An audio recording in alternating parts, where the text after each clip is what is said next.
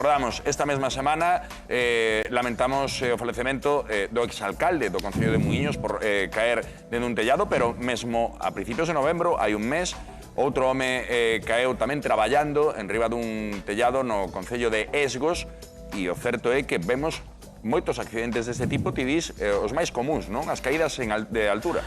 Sí, é un accidente bastante frecuente, porque non se toman as medidas de seguridade, e además hai que ter en conta que calquer caída en altura é de consecuencias moi graves ou mortais. E eu vexo tamén, coinciden as noticias, que eran xente que tiñan unha idade. Sí, é un factor a ter en conta.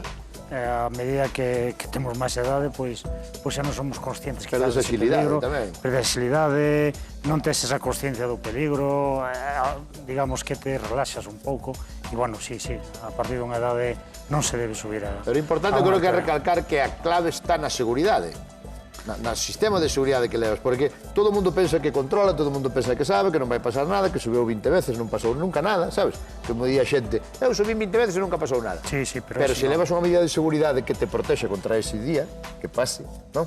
É a maneira de salvar a vida. Bueno, hai unha frase que define moi ben este mundo, que dice que se subir seguro, seguro que baixas.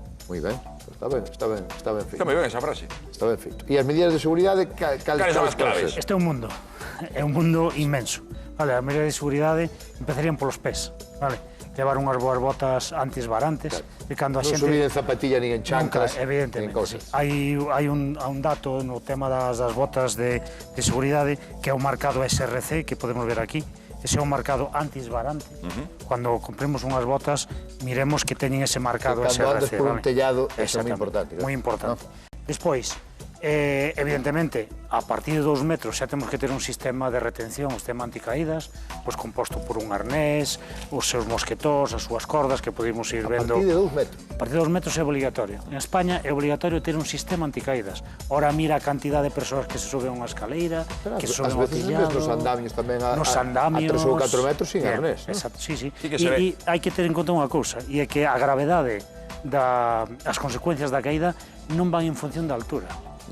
Vale, é dicir, tú podes te matar de 2 metros, ou podes caer de 6 e ao mellor librar, porque depende do corpo si se reubica, tú caes de 2 metros hacia atrás, o corpo non lle dá tempo a ubicarse e caes ca cabeza, por o cual un casco para traballos en altura é fundamental. Calzado e casco básico. Calzado e casco é básico. E despois decía non empregar escadas de máis de 5 metros de altura. Sí, bueno, as escadas eu as teño arrestadas, sabedes moi ben o programa que fixemos aquí das escadas. A escada é o equipo de traballo que máis accidentes produce no mundo rural, é no mundo profesional.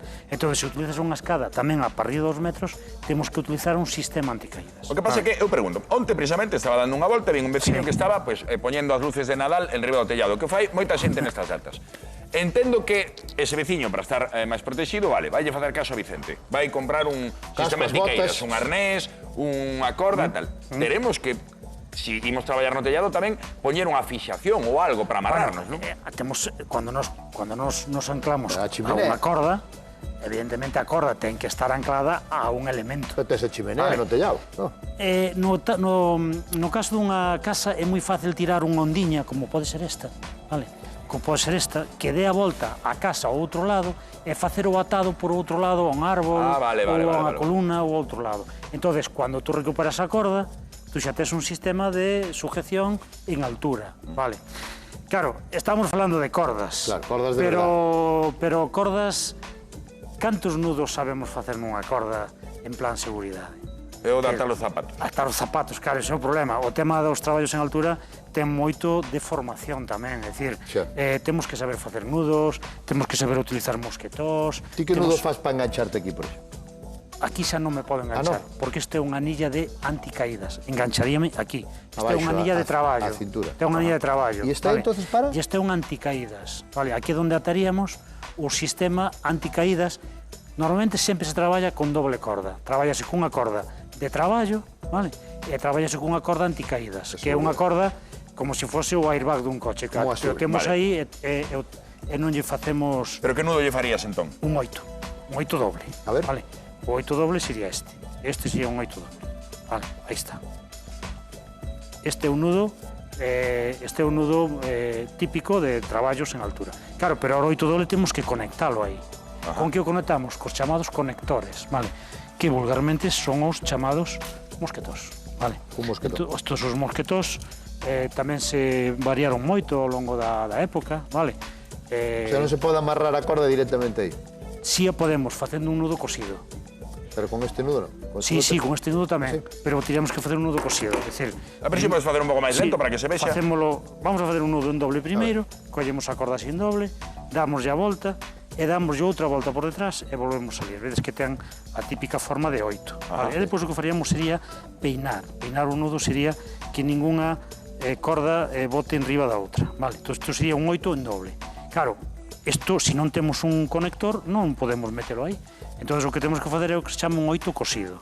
Entón, empezamos facendo un 8 en simple, vale? Isto sería un 8 simple, vale? Aí.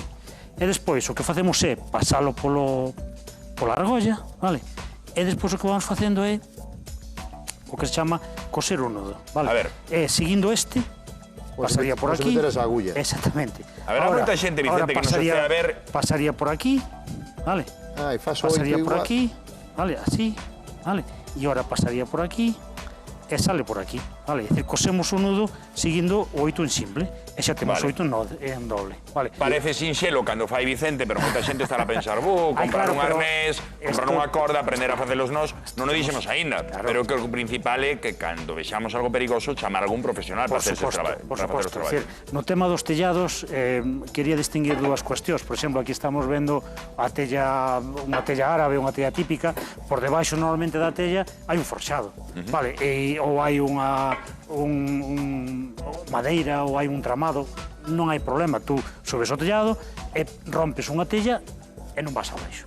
O problema é que as uralitas, o problema é que as placas de fibrocemento que están apoyadas en correas. Entre correa e correa, pois hai 1,5 metros. Cando nós subimos encima e pisamos no medio, a placa o que vai é afundirse. Pero cando era pequeno que subían as uralitas pisaba onde estaban os clavos. Home, claro que pisaba, claro. Onde Onde estaban os clavos onde está a viga, onde está a correa.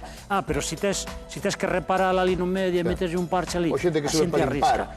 É moi fácil, é botar un tablón, botar o tablón, 2 tablós e ir pisando cos tablós. Entón, o tablón ao traveso apóyase sempre en 2 correas. Entón, nunca vai a romper. É simplísimo. Moi boa seguridade. É simplísimo. Un tablón que chegue a 2 vigas. Claro. E despois, onde está o risco? O risco está en cubertas que teñen máis do 20% de inclinación. Cando subimos ao tellado a reparar? Cando chove, cando está húmedo. Oi, cae unha goteira. Estás pensando agora no tablón, os tablóns esvaran tamén moito. Sí, claro, esvaran, por iso temos que subir en seco, non debemos subir cando este chovendo ou cando hai climatoloxía adversa. Que puñen as botas para ser antisbarante? SRC. É a clasificación máxima. Se pon na etiqueta SRC. E despois, moi importante, o que acabades de ver. Antisbarante. O casco con barboquexo. O barboquexo é un elemento moi importante para que se eu caigo desde un andame ou caigo desde unha altura, o casco non se me cae. Se eu puxera un casco de obra normal sin barboquexo, no proceso de caída, me caería.